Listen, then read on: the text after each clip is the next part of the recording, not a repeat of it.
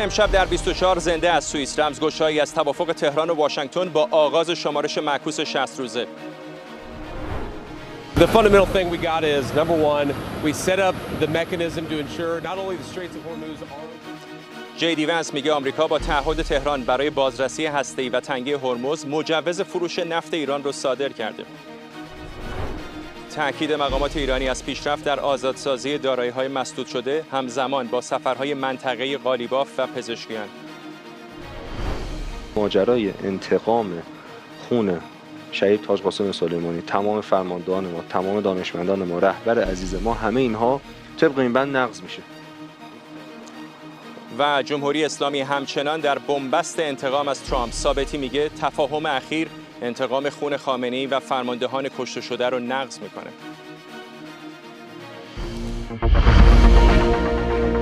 از بورگنشتوک در دامنه‌های آلپ سوئیس این 24 است با فرداد فرهزاد. بینندگان ایران اینترنشنال در ایران و سراسر جهان سلام به شما و خوش آمدید به این ویژه برنامه 24 از بورگنشتوک سوئیس، جایی که مذاکرات جمهوری اسلامی و ایالات متحده در جریان. ساعتی پیش دونالد ترامپ در تروت سوشال نوشت همه کاملا آگاهند که ایران برای اطمینان از به گفته او شفافیت هسته‌ای موافقت کرده که به مدت طولانی تحت بازرسی‌های تسلیحاتی قرار بگیرد. در تهران اما رسانه‌ها خبر بازگشت بازرسان آژانس رو تکذیب کردند. در همین حال وزارت خزانه‌داری آمریکا هم فروش نفت ایران رو تا 60 روز دیگه مجاز اعلام کرده. دقایق پیش هم جی دی ونس پیش از خروج از اینجا گفت معیار اصلی اقدامات تهران و میزان دسترسی واقعی بازرسان به تأسیسات خواهد بود. The fundamental thing we got is, number one, we set up... مسئله اساسی اینه که اول از همه ما سازوکار ایجاد کردیم تا نه تنها تنگه هرمز باز بمونه، بلکه اطمینان حاصل کنیم که در آینده هم باز خواهد موند. ما فکر می‌کنیم حدود 15 میلیون بشکه نفت از اونجا خارج شده و این یکی از دلایلی که قیمت نفت الان تا این حد پایین اومده. طبیعتاً این به معنای کاهش قیمت بنزینه و قیمت بنزین همچنان کمتر خواهد شد. دوم اینکه ما سازوکار مناسبی برای تضمین آتش‌بس منطقه‌ای و مدیریت تنش‌های اجتناب‌ناپذیر که پیش خواهد اومد ایجاد کردیم. نسبت به این موضوع احساس بسیار خوبی داریم. با متحدانمون از اسرائیل گرفته تا کشورهای عرب خلیج فارس همکاری می‌کنیم تا این روند پایدار بمونه و از این بابت بسیار خوشبینیم. ایرانی‌ها برای اولین بار بعد از مدت‌ها اجازه دادن که بازرسان تسلیحاتی و هسته‌ای وارد کشورشون بشن. ما قطعاً این نظام بازرسی رو تقویت خواهیم کرد تا مطمئن بشیم اونها هرگز نمیتونن به سلاح هسته‌ای دست پیدا کنن. در نهایت همچنان در مذاکرات فنی پیشرفت داریم. بخش زیادی از تیم ما و بخش زیادی از تیم ایرانی در همون اقامتگاه باقی موندن تا کارو ادامه بدن. همکارم احمد صمدی هم اینجا در کنار من به برنامه پیوسته. علیرغم اینکه همین دقایق پیش آقای جی دی ونس از کنار ما رد شد و قبل از خروج از سوئیس به شکلی امیدوارانه در مورد این چانه زنی ها صحبت کرد، اما دیدیم زمان زیادی نگذشت که در تهران سیگنال های متناقضی داریم میشنویم. بله، واقعیتش اینه که امروز ما شاهد 3 نوع اظهار نظر بودیم. یکی بیانیه مشترکی بود که پاکستان و قطر ارائه کردن، بعد اظهار نظری بود که مقامات جمهوری اسلامی داشتن و بعد هم آقای جی دی ونس چند ساعت بعد اومد و یه سری مسائل مطرح کرد که دیدیم اون چیزی که آقای ونس میگفت با چیزی که مقامات تهران گفتن 180 درجه کاملا فاصله داشت. یعنی آقای ونس که اومد و روز گذشته هم ابراز امیدواری میکرد که حتما موفق خواهند بود، امروز مقامات جمهوری اسلامی گفتن که تونستن اولین کاری که بکنن 60 روز معافیت فروش نفت رو گرفتن. بعد از اون هم دارایی هاشون که مسدود شده آزاد میشه. وزیر اقتصاد جمهوری اسلامی هم گفتش که روال بانکیش داره انجام میشه. گفت رقم نمیدونم چقدره ولی روال بانکیش داره انجام میشه و این در واقع اون به نظر میاد دستاوردی بود که جمهوری اسلامی داشت، ضمن که در خصوص لبنان تونسته خودش وارد مسائل امنیتی لبنان بکنه و در خصوص تنگه هرمز هم باز هم قرار شده بر اساس ترتیباتی که جمهوری اسلامی داره میده برقرار میکنه، در واقع قرار هستش که سیستم اونجا عمل بکنه. اما آقای ونس میگه که اینطور نیست و در واقع ما به این شرط به جمهوری اسلامی این مجوز فروش نفت رو برای 60 روز دادیم که موافقت کرده با اینکه بازرسان آژانس بین‌المللی انرژی اتمی برن ایران و از تأسیسات بازرسی بکنن، که همین دقایقی پیش بود که خبرگزاری فارس وابسته به سپاه پاسداران که الان قدرت هم دست اونا هستش اومد کامل تکذیب کرد، گفت یک مقامی که در جمهوری اسلامی هست این موضوع رو تکذیب میکنه و در واقع همچین چیزی چیزی نیست.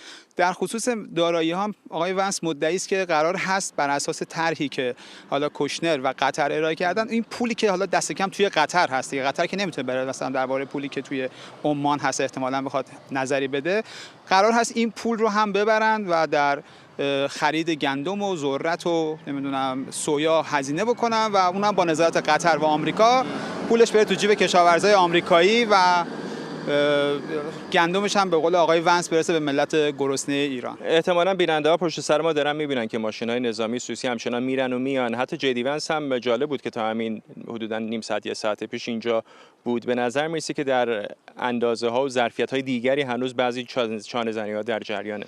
خب قرار هستش که مذاکرات در سطح کارشناسان ادامه پیدا بکنه. امروز از طرف تیم ایرانی قریب آبادی اینجاست، کاظم قریب آبادی که حالا مذاکرات رو اونجا با تیمش داره ادامه میده. از ایالات متحده هستن کارشناسان. خب ایالات متحده هر جا میرن یه همچین تدارکاتی رو میبرن، یعنی حتی حالا سرانشون که میرن و یه دقایق شاید دیدین که اینجا موبایل ما هم قطع شد به خاطر این دستگاه اختلال در سیستم های مخابراتی رد شد، موبایل منم چند لحظه قطع شد.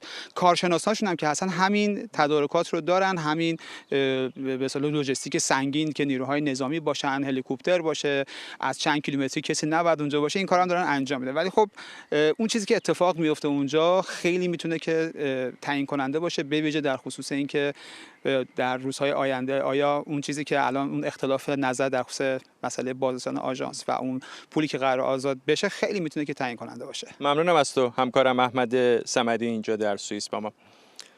اما پیش از اینکه جدی ونس اینجا محل مذاکرات رو ترک کنه، او در نشست خبریش تاکید کرد جمهوری اسلامی قبول کرده بازرسان آژانس بین‌المللی اتمی از تأسیساتش دیدار داشته باشند و این رو قدم بزرگی برای خاتمه مشکلات منطقه‌ای دونست. شاید این چیزی که بیش از همه در موردش هیجان زده هستیم به عنوان آمریکایی‌ها، ایرانی‌ها پذیرفتن که بازرسان آژانس بین‌المللی انرژی اتمی رو دوباره به ایران دعوت کنن. این یک قدم خیلی بزرگی است و اولین گام هست برای اینکه به صورت دائمی خاتمه بدیم به یک برنامه سلاح هسته‌ای ایران. و این دقیقاً کاری است که ما می‌خواستیم بکنیم، دقیقاً چیزی است که خواستیم که اتفاق بیفته. گفتگوهای زیادی و پیشرفت زیادی در این حیطه داشتیم. همکارم سمیرا قرایی هم از کاخ سفید به ما پیوسته. سمیرا، در جریان حضور آقای ونس اینجا در سوئیس به نظر می اومد که او و رئیسش آقای ترامپ دارن پلیس خوب پلیس بد رو بازی میکنن، ولی با پایان مذاکرات سیگنالی که اینجا از آقای ونس داریم میشنویم به نظر نگاه مثبتی است. آیا در کاخ سفید هم همین نگاه منعکس هست؟ از سمت آقای ونس نگاه کاملا مثبت، سازنده. دور اول مذاکرات به خوبی برگزار شده، اون چیزهایی که انتظار دارند رو گرفتند. اما در کاخ سفید دوشنبه سوت و کور هست. اگرچه که آقای ترامپ در وست وینگ هست، کارش رو هم زود شروع کرد در قیاس با روزهای قبلی، زودتر آمد در وست وینگ، اما اظهار نظری تا الان از سمت آقای ترامپ نداشتیم. روز گذشته بود که تناقض بسیار زیادی مشاهده شد بین اون چیزی که آقای ترامپ داره میگه، اون پیامی که آقای ونس داشت و با اون پیام به سوئیس رفته بود. خیلی شبیه سپتامبر سال پیش بود فرداد که با هم در نیویورک بودیم، هواپیمای پزشکیان در آسمان بود و خب داشتن با یک پیام معتدلی می آمدن به نیویورک. در آستانه فعال شدن مکانیزم ماشه بودیم. علی خامنه‌ای در تهران شاخ و شانه های شدیدی داشت میکشید. خیلی دوگانه‌ای بود که شبیه اون بین آمریکایی‌ها روز گذشته اینجا تکرار شد. دولت ایالات متحده روی بحث هرمز و روی بحث هسته‌ای این دوحه جیمی مصره و به نظر میرسه که گرفته باشه، حداقل در سطح تعهد. این صحبتیه که امروز وزیر خزانه‌داری انجام داده و خب میدونیم معافیت‌های نفتی پتروشیمی صادر شد. امروز خبر آمد که این معافیت‌ها رو جمهوری اسلامی دریافت میکنه. آقای بسنت وزیر خزانه‌داری که رئیس این کارها محسوب میشه، یعنی هر اتفاقی در حوزه معافیت تحریمی بخواد بیفته آقای بسنت باید مجوزش رو صادر بکنه. آمد گفت 2 تا تعهد ما دنبالش بودیم از جمهوری اسلامی، این 2 تا تعهد رو گرفتیم و مجوزها رو صادر کردیم. جمهوری اسلامی متعهد شده. به نظر میرسه در سطح کلام باشه، چون مقام ها که هنوز اونجا اند، آقای قالیباف هم که داره سفر میره مسقط بوده، هنوز ما در عمل به اون مرحله نرسیدیم که یک چیزی ایجاد بشه و استمرار پیدا بکنه. در استمرار جمهوری اسلامی بیاد حسن نیت نشون بده. متعهد شده که تنگه هرمز رو باز نگه داره، متعهد شده که در حوزه هسته‌ای به سمت ساخت سلاح نره. جمهوری اسلامی تأسیساتی الان برای ساخت سلاح نداره.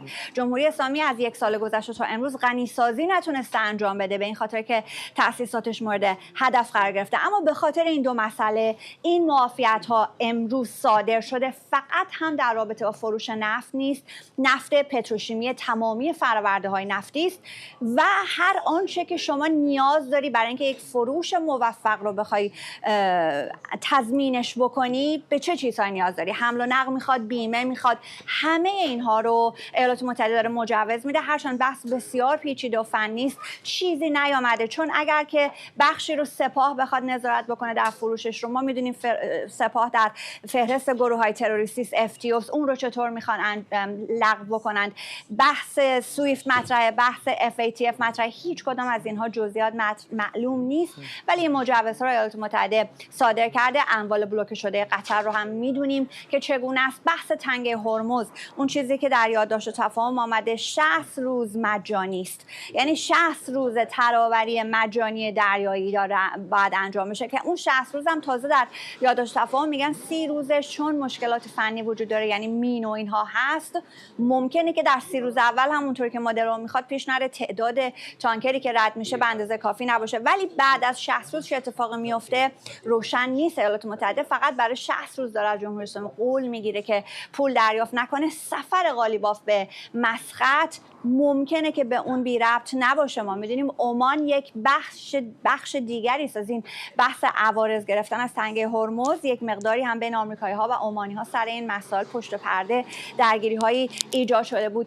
همه اینها رو الان ایالات متحده، آقای ونس یک ساعت پیش راه افتاده داره میاد با آمریکا، اینها فکر میکنن در دور اول از اون چیزی که در نظر داشتن همون رو به دست آوردن. در هسته‌ای تضمین و تعهد گرفتن، تنگه هرمز تضمین و تعهد گرفتن. بازرسان آژانس رو آقای ونس میگه که این بسیار امر مهمی هست، در صورتی که خب بازرسان آژانس قبل از جنگ 12 روزه هم فردا در ایران داشتن کارشون رو میکردن. از 2018 به بعد که ترامپ خارج شد، در بحث صدور ویزا اینها مشکل داشتن. جمهوری اسلامی ویزا نمیداد یا ویزا رو در محل باطل میکرد. اگر بازرس آمریکایی بود ویزا نمیداد، به کارشناس زبده و کاربلد ویزا نمیداد. همه این بحثا واقعا بحثایی که در 5-6 سال گذشته در جریان بوده. الان آقای ونس میگه این که جمهوری اسلامی قبول کرده بازرس بیاد برای ما بسیار امر بزرگی هست. نمیدونیم این بازرس قراره چه بکنه، ولی این اولین بار خواهد بود. اگر این بازرسا برن، اگر فوردو رو ببینن، نتنز و اصفهان، این اولین بار از جنگ 12 روزه تا امروز که ما یک نگاهی پیدا می‌کنیم که چه اتفاقی افتاد در تأسیسات هسته‌ای با عملیات چکش نیمه شب و با این جنگ، چقدر آسیب واقعا زده شد به تأسیسات هسته‌ای ایران. ممنونم از تو سمیرا قرای، همکارم از کاخ سفید در واشنگتن دی سی. جدی ونس در واکنش به گزارش‌ها درباره احتمال آزادسازی دارایی‌های ایران گفته این منابع باید به گونه‌ای هزینه بشن که به جای تامین مالی گروه‌های تروریستی از کشاورزان آمریکایی برای مردم ایران محصولات کشاورزی خریده بشه. یک سری گزارش‌های اشتباه بوده در مورد دارایی‌های مسدود شده یا باز شده ایران. این از اولویت‌های اصلی ما نبود به دلایلی که میتونید تصور کنید، اما می‌خواستیم مطمئن باشیم که یک پروسه ایجاد کنیم که اگر بخوایم دارایی‌های ایران رو از مسدودیت در بیاریم، اون پول مطمئن باشیم که اون پول ایران میره برای مردم ایران مصرف میشه و نه برای تامین مالی تروریست‌ها. جرد کوشنر یک سوال راه حل خیلی جالبی پیشنهاد کرد که قطری‌ها اگر دارایی مسدود شده ایرانی هست که میخوایم از مسدودیت در بیاریم، اولا ما اینو تایید کنیم، قطری ها این رو اجازهش رو تایید کنن و بعد پول بره برای اینکه ذرت و سویا و گندم آمریکایی خریداری کنه برای منفعت مردم ایران. شهیر شاهد سالس، تحلیلگر روابط بین الملل و مسائل ایران از استودیوی ما در واشنگتن به ما پیوسته. آقای شاهد سالس، حرفی که آقای ونس به واسطه پیشنهاد کوشنر داره میزنه عملاً برنامه نفت در برابر غزه هست، حالا دارایی‌های مسدود شده در برابر غزه. بارها ایرانی‌ها میدونیم که پیشنهادات اینطوری رو رد کردن. چقدر فکر می‌کنید که در این بازه 60 روزه آمریکا میتونه واقعاً چنین دستاوردی داشته باشه که طرف ایرانی رو مجاب بکنه که پول‌هایی رو که در دست قطری‌ها الان هست فقط برای خرید محصولات کشاورزی آمریکایی هزینه بشه؟ من فکر میکنم رفته رفته همینجور که بریم جلو و این مذاکرات ادامه پیدا بکنه ما دید بهتری نسبت به مسائل پیدا میکنیم. ولی آقای فرهزاد، اون چیزی که برای من به اصطلاح قابل رؤیت هست اینه که طرفین به شدت میخوان که با همدیگه به توافق برسن، هر کدوم با انگیزه‌های متفاوت.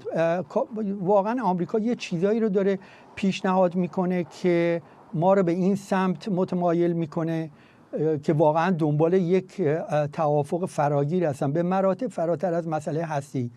به طور مثال من بگم، حالا هرچند که آقای ونس دیروز میگفتش، ترامپ گفته که باید از این فرصت استفاده بکنیم که یه فصل جدیدی رو تو روابطمون با ایران برقرار کنیم. ایران هم منظورش خب مسلما جمهوری اسلامی هست. ببینید این مجوزی که خزانه داری صادر کرده، یه چیز جالبی که توش داره اینه که صدور نفت ایران رو با آمریکا آزاد کردیم. این بعد از 40 سال داره این اتفاق میفته. حالا درسته که ممکنه امریکا این نفت رو نخره، هرچند که امریکا میدونی روزی 6 میلیون بشکه نفت وارد میکنه. آقای ترامپ میگه ما نیاز نداریم، ولی نه، 6 میلیون بشکه نفت وارد میکنه. اما همین که بعد از 40 سال یه مرتبه یه همچین چیزی از جلوی پای معامله با ایران برداشته بشه، به نظر من یک به اصطلاح پیامی هستش که تو فکر اینها داره چی میگذره. برای اینکه واقعا اگر هدف اینها که از اون 300 میلیارد دلار سرمایه گذاری که مطرح است فعلا و توی تفاهم نامه هم اومده ما توجه به اون هم داشته باشیم، به یک صورتی میخوان ایران رو، جمهوری اسلامی رو وارد معادلات اقتصادی دنیا بکنن، چون به نظرشون شاید تئوریایی هستش که تو روابط بین الملل واقعا عمل شده دیگه، که مسئله درگیری و جنگ و اینا رو کاهش میده. آقای توماس فریدمن میگه اگر دو تا کشور درشون مکدونالد باشه اینا هیچ وقت با هم دیگه به جنگ نمیپردازن. برصد به نظر من یه همچین چیزی هست و این روزها جلوتر که بره شاید روشن‌تر بشه که دو طرف به اصطلاح به کدوم طرف متمایل میشن. مطمئن نیستم آقای فریدمن هرگز به مکدونالد مسکو رفته باشه، البته کما که روسیه با اوکراین وارد جنگ شد. ولی اینو میخوام ازتون بپرسم که این بسته ها شاید برای یک کشور کم و بیش نرمال پذیرفتنی باشه، اما جمهوری اسلامی مخالفت و مبارزه با ایالات متحده آمریکا در دی ان ایش هست. آیا حتی اگر تیپ‌های مثل قالیباف و عراقچی بخوان این نوع توافق رو قبول بکنن، فکر میکنید که در تهران میزان مقاومتی که از سوی تیپ‌های مثل جبهه پایداری هست میتونه اثرگذار باشه تا اندازه‌ای که پاشنه آشیل توافق احتمالی بشه، یا نه اونها رو به مرور یا متقاعد میکنن یا حذف؟ به هر صورت مخالفتایی هست، یعنی هیچ شکی درش نیست، ولی این که چقدر میتونن تأثیر داشته باشن خب ما الان میبینیم دیگه. اینها اومدن اونجا و دارن مذاکره مستقیم میکنن. این یه چیزیه که خب به اصطلاح بی سابقه است دیگه. از سال 2015 حداقل ما 11 سال یه همچین چیزی رو ندیدیم.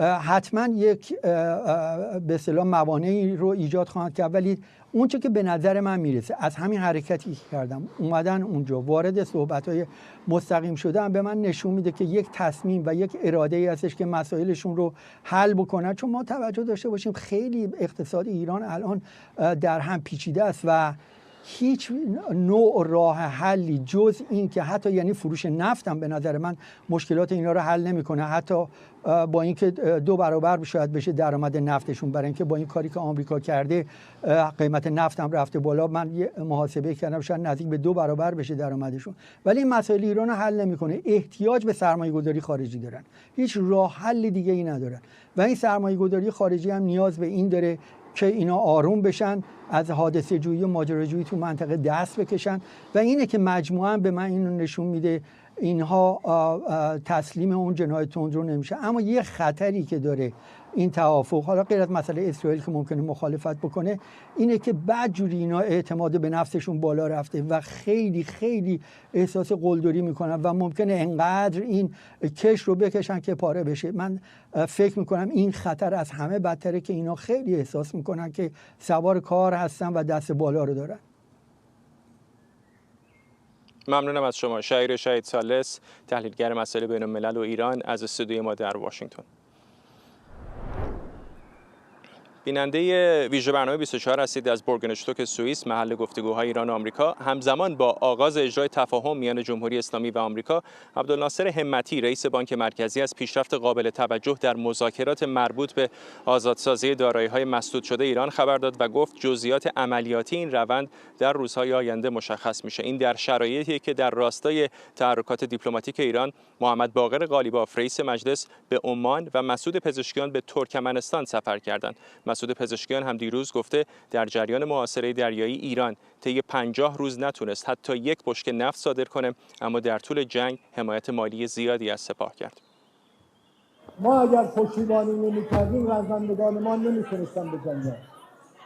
ما 20 میلیون بشکه نفتی که مال دولت بود دادیم به هوافضای سپاه تا بتونه خودش رو تجهیز کنه.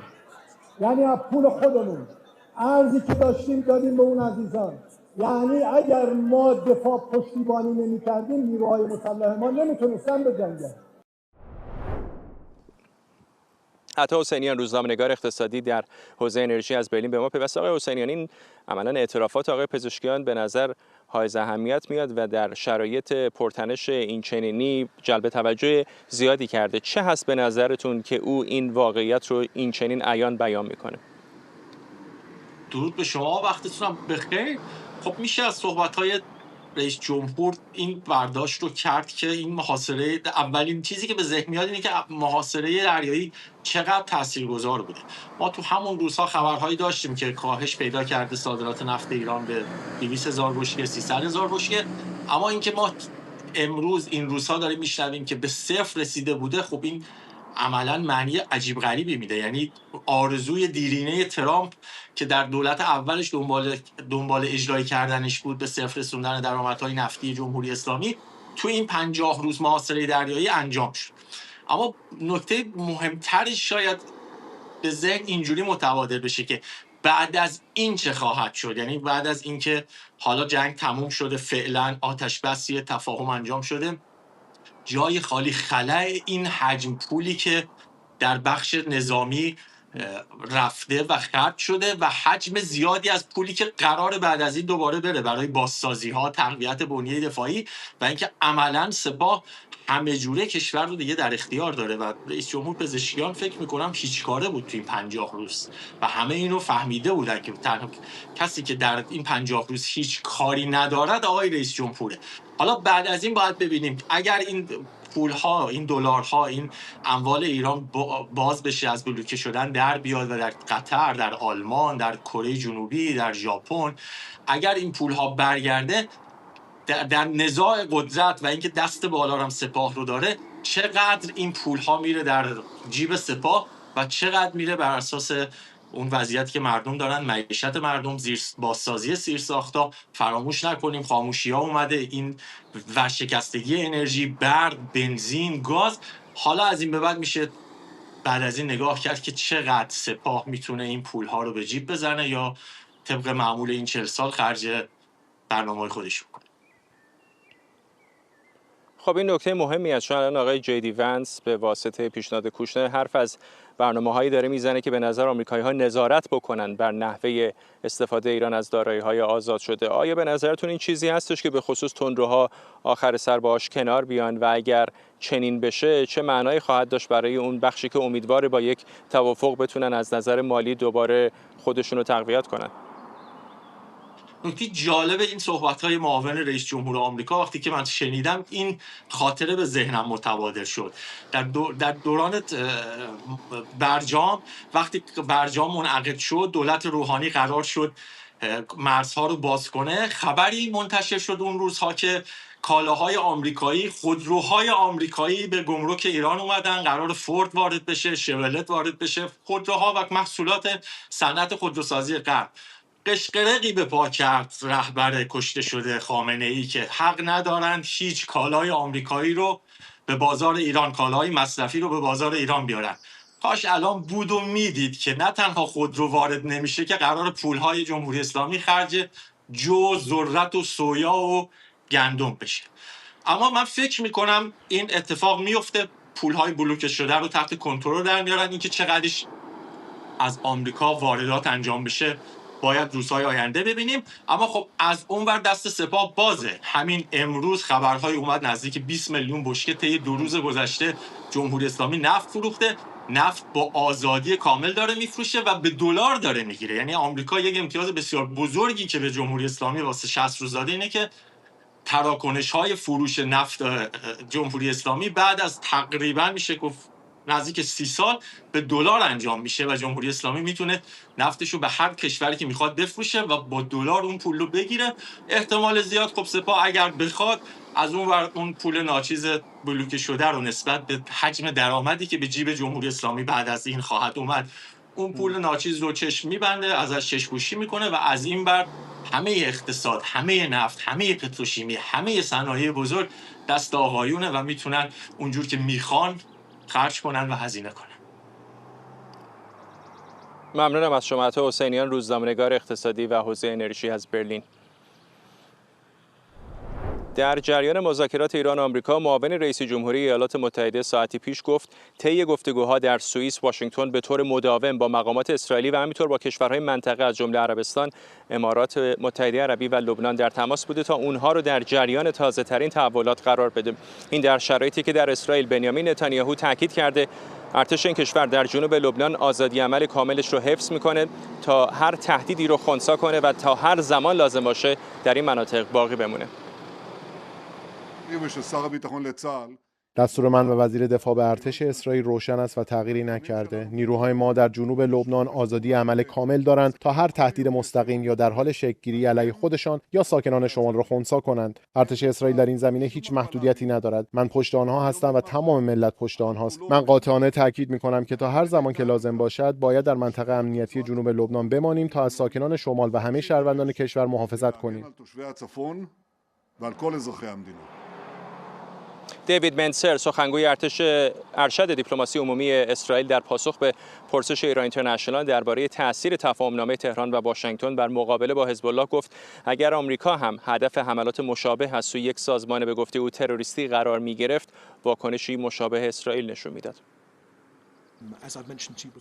همونطور که پیشتر به شما گفتم، ما طرف این توافق نیستیم. به همین دلیل نخست وزیر همین چند لحظه پیش تاکید کرد و این مسئله رو روشن کرد که احتمالاً خبر اونم پیشتر منتشر شده که ما وظیفه داریم از شهروندان ساکن در شمال اسرائیل دفاع کنیم. این دقیقاً همون کاریه که داریم انجام میدیم و به همین علت نخست وزیر دستورالعملی رو به نیروهای دفاعی اسرائیل و سربازامون در جنوب لبنان ابلاغ کرده و برای اونها کاملا مشخصه که این راهنمودها هیچ تغییری نکردن. نیروهای اسرائیل برای خنثی کردن هر تهدید مستقیم یا نوظهور علیه این کشور، نیروهای ارتشمون یا ساکنای شمال اسرائیل از آزادی عمل کامل برخوردارند. اجازه بدید دوباره تکرار کنم، نیروهای اسرائیل برای خنثی کردن هر تهدید مستقیم یا نوظهور علیه خودشون یا ساکنای شمال اسرائیل از آزادی عمل کامل برخوردارند. پس وقتی نخست وزیر این حرفها رو به زبون میاره، تمام ملت پشتیبان او هستند. ارتش اسرائیل در این زمینه با هیچ محدودیتی مواجه نیست. ارتشی‌ها مسئولیت دفاع از شهروندامون رو بر عهده دارن و این دقیقاً همون کاریه که در حال انجامشن. نخست وزیر همچنین به صراحت گفته اسرائیل بر موضع خودش استوار میمونه و ما از شهروندای شمال و تمام ساکنای اسرائیل محافظت خواهیم کرد. همونطور که نخست وزیر دیشب هم یادآور شد، اگه امریکا هم به شیوهی که ما توسط این سازمان تروریستی هدف قرار گرفتیم مورد حمله قرار می گرفت، دقیقاً همین کار رو می کرد و این دقیقاً همون اقدامیه که ما انجام میدیم. همزمان با گفتگوهای ایران و آمریکا اینجا در بورگنشتوک سوئیس، در ایران نماینده خامنه‌ای در سپاه گفته ملت ایران به گفته او تا زمانی که ترامپ رو در دریای خشمشون غرق نکنن آروم نمیشن. عبدالله حاجی صادقی گفته مذاکره کنندگان باید بدونن با دشمنی مذاکره میکنن که جمهوری اسلامی هرگز با اون دوست نمیشه. در همین حال امیرحسین ثابتی نماینده مجلس با انتقاد از روند مذاکرات گفت با این توافق انتقام خون علی خامنه‌ای و فرماندهان کشته شده گرفته نمیشه. انتقام خون شهید تاج قاسم سلیمانی، تمام فرماندهان ما، تمام دانشمندان ما، رهبر عزیز ما، همه اینها طبق این بند نقض میشه. این فاجعه است. من نمیدونم واقعا عزیزانی که رفتن اینو امضا کردن رو چه محاسبه‌ای رفتن هم چیزو پذیرفتن. شما فردا روزی اگر به درستی انتقام هر شهیدی رو بخواید بگیرید، ترامپ، نتانیاهو، هر کی بخواد به درک واصل بکنه که باید ما این کارو انجام بدیم، چون اصلا این کار ضمانت اجرا اینه که طرف جرئت نکنه در ادامه بازم مسئول ما رو ترور بکنه. بند دوم این رو نقض کردید.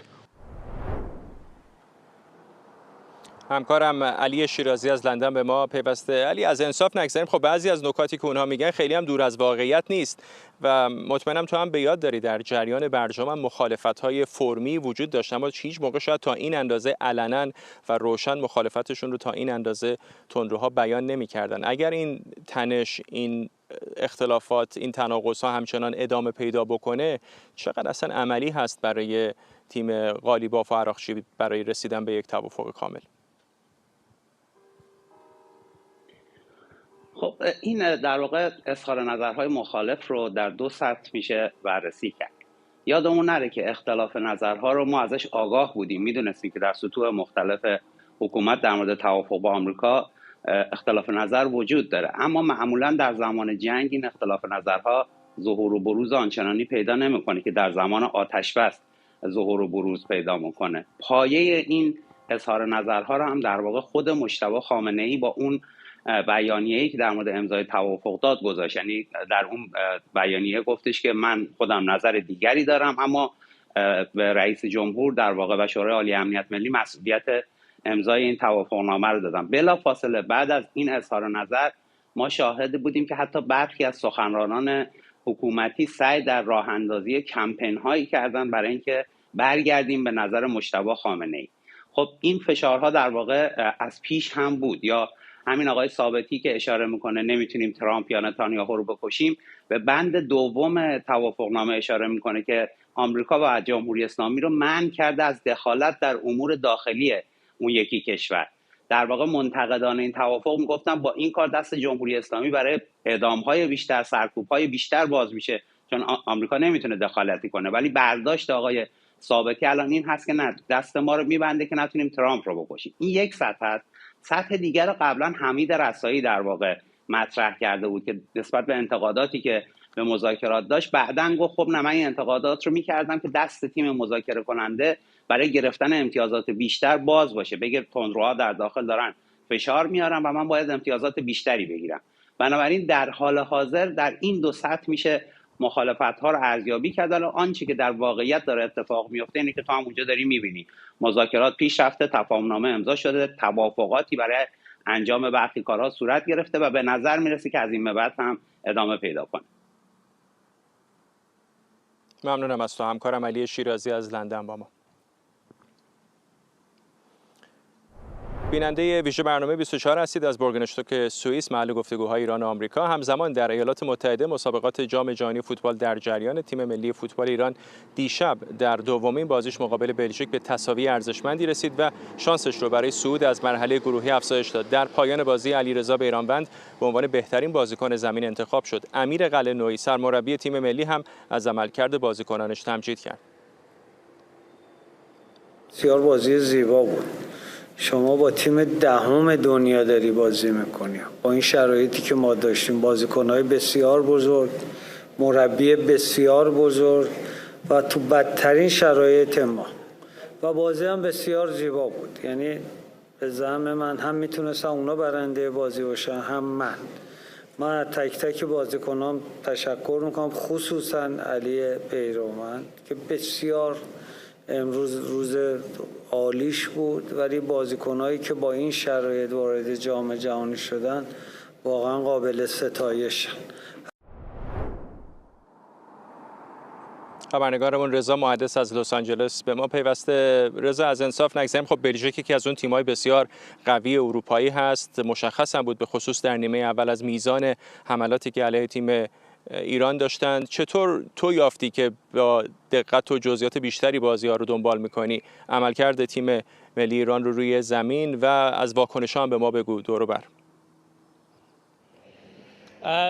فرداد واقعا بدون تردید پرستاره ترین تیم گروه جی این مسابقات، یعنی گروهی که تیم ایران در اون حضور داره، تیم بلژیک بود. هیچ شکی هم در اون نیست و فکر میکنم که خوشبین ترین هواداران تیم ملی فوتبال ایران هم خیلی به ندرت انتظار داشتند که این اتفاق بیفته، این امتیاز با ارزش رو از بازی مقابل بلژیک بگیرن. خوب دفاع کرد تیم امیر قلعه‌نویی، بازیکنان تیم ملی، و البته از این غافل نشیم که حمایت بسیار بسیار خوب هواداران ایرانی که اینجا در ورزشگاه جام جهانی لس آنجلس هم اومده بودن مزید بر علت شد و این انگیزه بیشتر رو به بازیکنان تیم داد.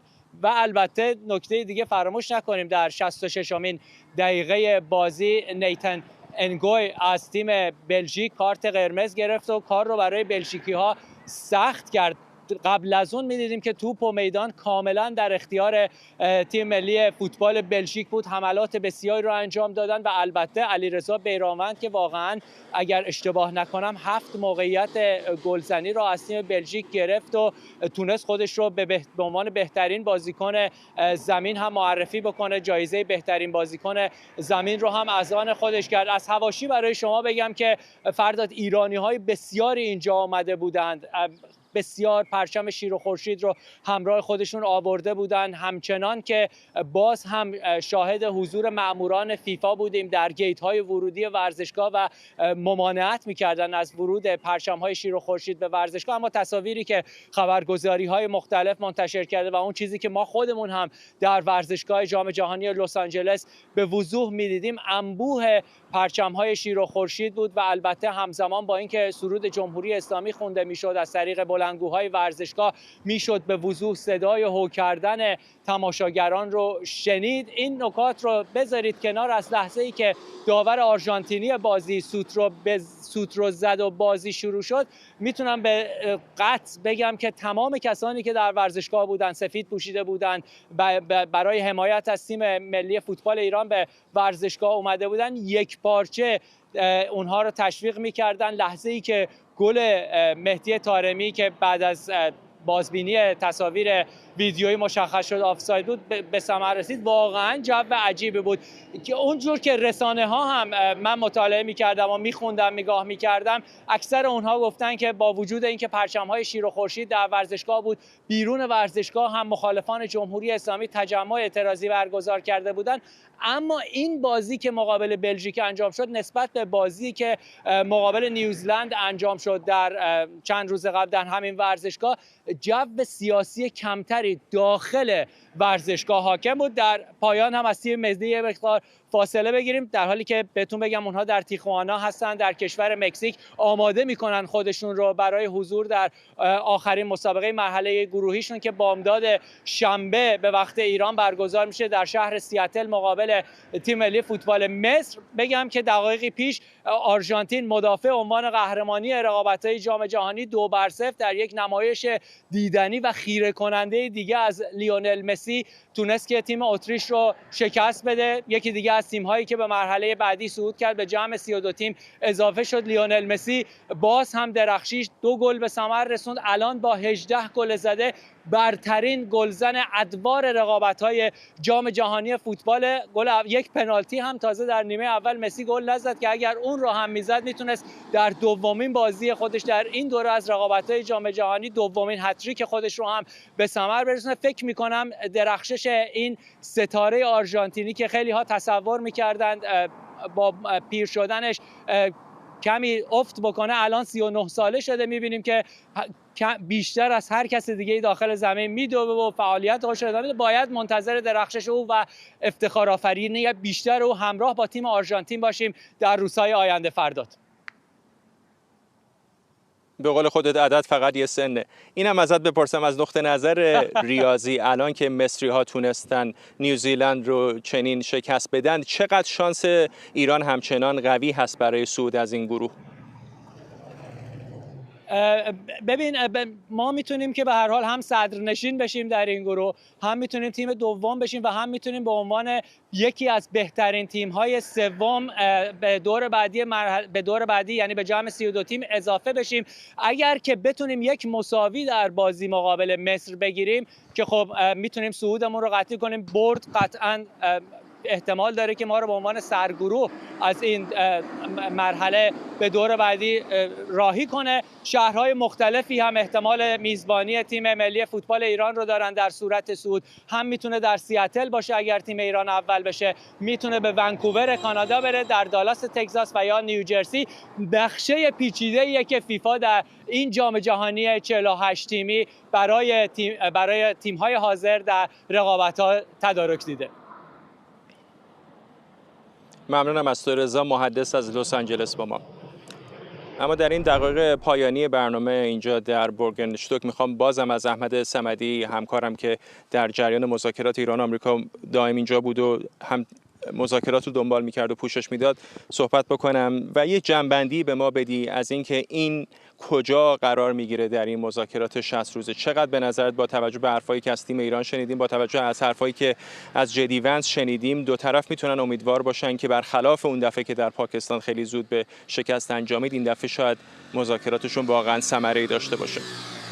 واقعیتش اینه که از همین الان که من وایساده بودم اونجا دیدم که ظاهرا همه چیز داره به یه شکل دیگه ای رقم میخوره. آقای جیدی ونس که از اینجا رفت توی فرودگاه بلافاصله صحبت کرد، چند تا موضوع رو گفت خیلی مهم بود. قبل از اون آقای ترامپ تو تروت سوشیال یه دونه مطلبی منتشر کرد در خصوص بازرسی از تأسیسات هسته‌ای. گفت ایرانی‌ها باید برای اینکه شفافیت خودشون رو نشون بدن اجازه بدن از همه تأسیسات هسته‌ای بازرسی بشه و خب این نکته مهم هستش که حالا مقامات جمهوری اسلامی بلافاصله گفتن که اصلا ما راجع به همچین چیزی صحبت نکردیم و خب از اساس رد کردن. موضوع دوم دوباره آقای ونس امروز صحبت کرد که خیلی به نظر من داره از همین الان نشون بده که ما روی گسل‌های خیلی قوی نشستیم توی این مذاکرات که مدام داره تکون میخوره و احتمالش هست هم فرو بریزه. برای اینکه الان آقای ونس میگه که ما تا زمانی که در مذاکرات پیشرفت حاصل نشه منابع آزاد نخواهد شد. یعنی از همین الان جمهوری اسلامی میگه آزاد شده میره تو حساب ما.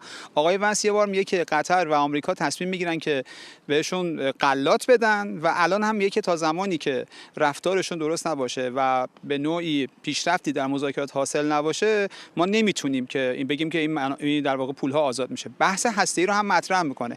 میگه بازرسان میرن ایران، باید ببینیم که جمهوری اسلامی تا کجا اجازه میده برن اینا ببینن بازرسی بکنن. یعنی چی؟ یعنی آقای ونس به تیم ایالات متحده روی این موضوع تاکید داره که حتما بازرسا برن اون تأسیسات بمباران شده رو هم بازرسی بکنن که جمهوری اسلامی خط قرمزشه، اجازه نخواهد داد. واقعا از نقطه نظر فنی من فرض کن نمایندگان آژانس بازرسانش رفتن سایتی که زیر بمباران بوده رو واقعا چه کار میتونن بکنن مگر اینکه یک تیم فنی آمریکایی احیانا یا چینی بیاد و بخوان واکاوی بکنن و برن اون زیر؟ اون مرحله دومه. با آژانس بازرسانش فعلا میخوان برن ببینن که شرایط میرن به لحاظ فیزیکی میبینن سنجش اینکه چقدر اونجا اورانیوم منتشر شده، تشعشعات چقدر هست. این نکته اولیه هست که بازرسان آژانس باید ببینن و این آقای گروسی اصرار نمیکنه که بازرسان الان باید برن ببینن.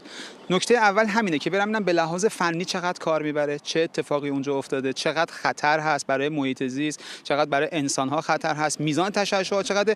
مرحله دوم اگر بخوام بحث حالا اون حفاری و استخراج و رقیق سازی مرحله دومه.